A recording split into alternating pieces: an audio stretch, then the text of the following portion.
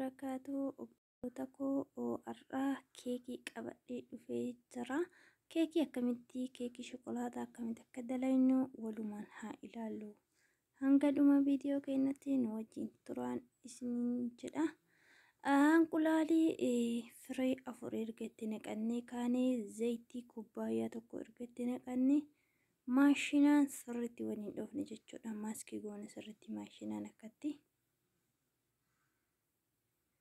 Erga maashinaan akkatti maaskii goone geessinee zayitii kubbaayyaa tokko itti naqanne jechuu ammallee.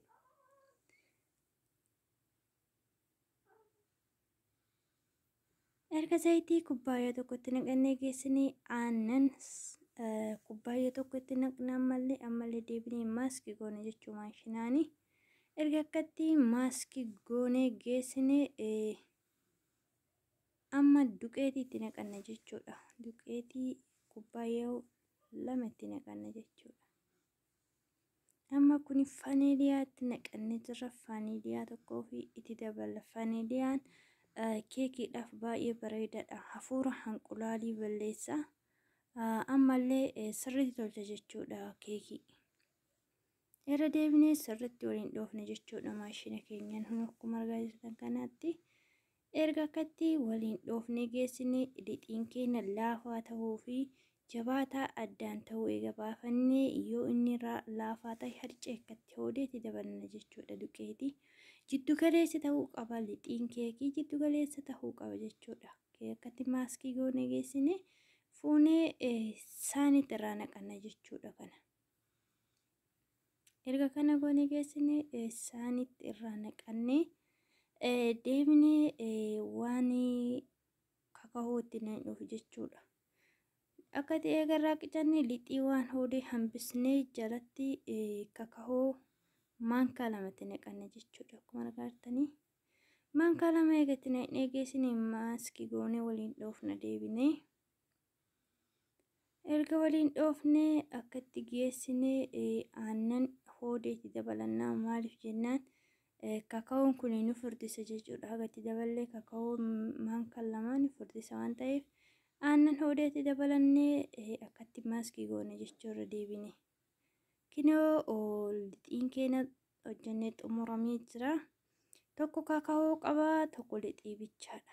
Amma kunoo siniyyaa fidannee siniyyaa kana jala waraqaa keenya jechuudha. Waraqaa yookaan sooftii waraqaa zayitii jechuudha.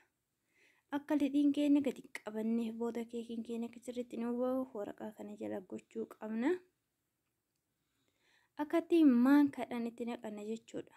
Maankaadhaan sirriitti tartiibaan itti naqanna jechuudha. Maankaa tokko kana yoo itti naqanne maankaa tokko kaka'oo kana itti naqanna jechuudha. Akkuma argaa jirtan kunoo kaka'oo fi maankaa kaka'oo tokko itti naqata. Lixii adii itti naqanne jechuudha. Akka sirriitti bareedee nuuf bahu burrate. Hanga itti naqannee walitti achaantu nu waliin turaasinii jedha.